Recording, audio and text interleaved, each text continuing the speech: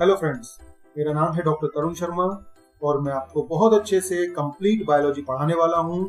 मैं आपको बता दूं कि पिछले लगभग 12 सालों से मैं स्टूडेंट्स को कंप्लीट साइंस पढ़ा रहा हूं। तो मैं चैप्टर की शुरुआत करने वाला हूं बायोलॉजी से और मैं आपको बहुत अच्छे से जो बायोलॉजी पढ़ाने वाला हूं वो कंप्लीट एनसीईआरटी को कवर करेगी, जिसमें आप 9th, 10th, 11th और 12th चारों क्लासेस के लिए आप इसको इस्तेमाल कर सकते हैं। साथ ही आपको ये जो जिस तरह से मैं पढ़ाने वाला हूँ सारे क्वेश्चंस को कंप्लीट करके, तो आईएएस पीएससी एग्जामिनेशंस में आपके एसएससी एसआई और रेलवे में भी इससे आपको काफी हेल्प मिलने वाली है।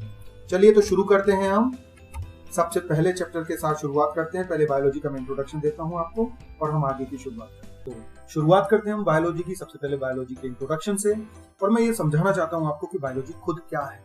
हम देखेंगे बायोलॉजी की क्या डेफिनेशन है, बायोलॉजी को क्यों हम पढ़ते हैं और बायोलॉजी खुद क्या है। तो देखिए, बायो वर्ड का मतलब होता है जीवन और लोगस का मतलब होता है अध्ययन, यानी कि हम सारे के सारे जितने भी जो लिविंग बीइंग्स हैं, लिविंग थिंग्स हैं, चाहे वो एनिमल्स हैं चाहे वो प्लांट्स हैं, उन सभी की स्टडी हम इसमें करने वाले हैं। तो बायोलॉजी एक तरह का सिस्टमैटिक क्रमबद्ध अध्ययन करने का तरीका है जिसमें हम सभी जीवित जीवों का अध्ययन करते चले जाते हैं।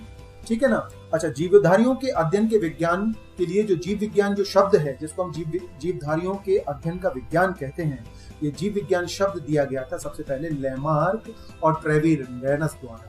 इन्होंने 1801 में ये शब्द का उपयोग किया था। और इस संबंध में हम देखें कि पूरी की पूरी बायोलॉजी की जो स्टडी हम करते हैं वो बेसिकली हम दो हिस्सों में तोड़ कर करते हैं।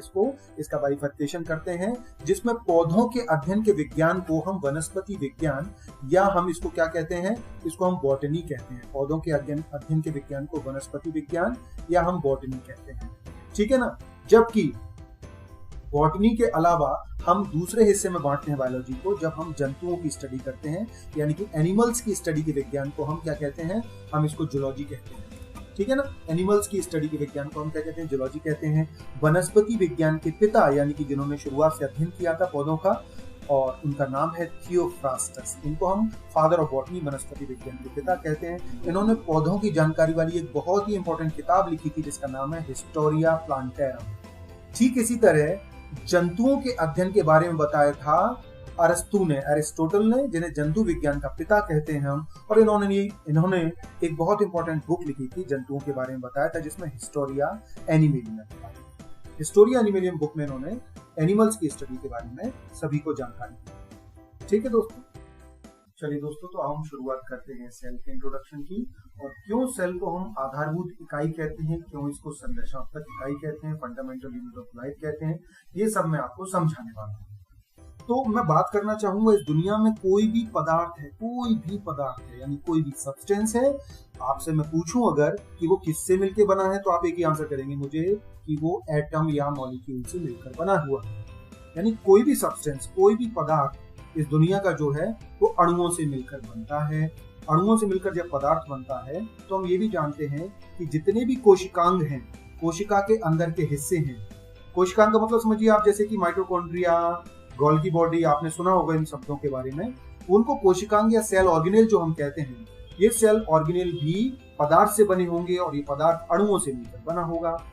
जब ये कोशिकांग एक झिल्ली के द्वारा, एक मेम्ब्रेन के द्वारा चारों तरफ से घेर लिए जाते हैं, तब बनती है कोशिका। ठीक है। और कोशिका, आप जानते हैं कि ये जो कोशिका है वो हमारे जो बॉडी है उसके सारे ऑर्गन्स में पाई जाती है, सारे टिश्यूज में पाई जाती है। चलिए वो भी मैं आपको आगे समझाता हूँ। लेकिन कोशिका मिलजुल कर एक ऐसा संगठन बनाती है, एक ऐसा ग्रुप बनाती है, एक ऐसा समूह बनाती है जिसको हम ऊतक बोलते हैं। और ये ऊतक क्या करता है, ये ऊतक एक कोशिकाओं का समूह है, एक ग्रुप ऑफ सेल है जो किसी स्पेसिफिक फंक्शन को करता है, किसी स्पेसिफिक कार्य को, किसी विशेष कार्य को संपादित करता है, वो टिश्यू है। और ऐसे ही टिश्यू मिलकर बनाते हैं ऑर्गन को, यानी कि अंग को बनाते हैं। अंग तो आप समझते ही है, जैसे कि हमारा ब्रेन है, मस्तिष्क है, हमारे फेफड़े हैं, लंग्स हैं।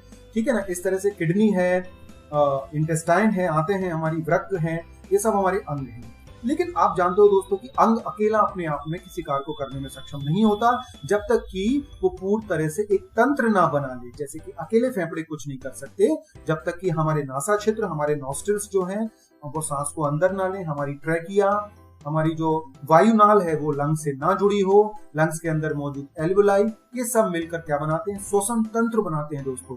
तो सारे अंग मिलकर तंत्र बनाते हैं, जैसे कि श्वसन तंत्र, जैसे कि पाचन तंत्र, जैसे कि तंत्रिका तंत्र और भी कई सारे कंकाल तंत्र, ये सारे के सारे तंत्र बनते हैं। किससे मिलकर? अंगों से मिलकर।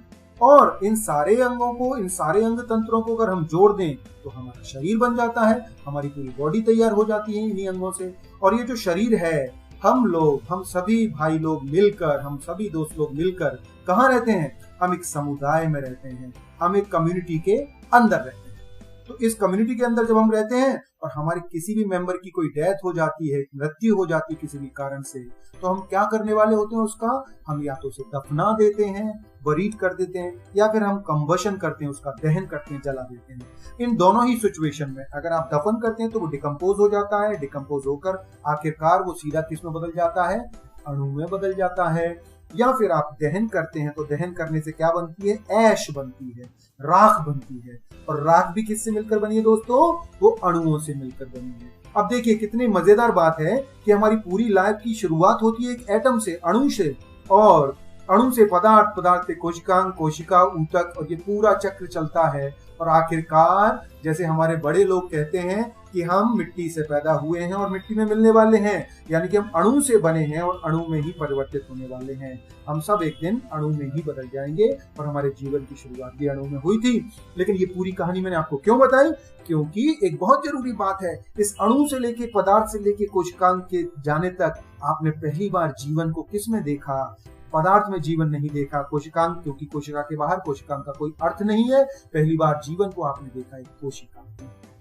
इसीलिए कोशिका को हम जीवन की आधारभूत इकाई कहते हैं, जीवन की संरचनात्मक इकाई भी कहते हैं, क्योंकि शरीर इसी से संरचना प्राप्त करता है और सभी क्रियाएं शरीर की इसी कोशिका के अंदर चलती हैं। इसलिए इसको जीवन की आधारभूत, fundamental unit of life, structural यानी कि संरचनात्मक इकाई, और फंक्शनल इकाई यानी कि क्रियात्मक यूनिट भी कहते हैं दोस्तों। इस तरह से हम सेल की स्टडी की शुरुआत करते हैं और इस सेल की स्टडी को हम बोलते हैं साइटोलॉजी। ठीक है दोस्तों, तो सेल की स्टडी को हम क्या बोलते हैं? साइटोलॉजी बोलते हैं। तो आपने मेरे साथ जाना कि सेल की शुरुआत कहां से हुई और सेल को हम क्यों structural and functional unit of life बोलते हैं।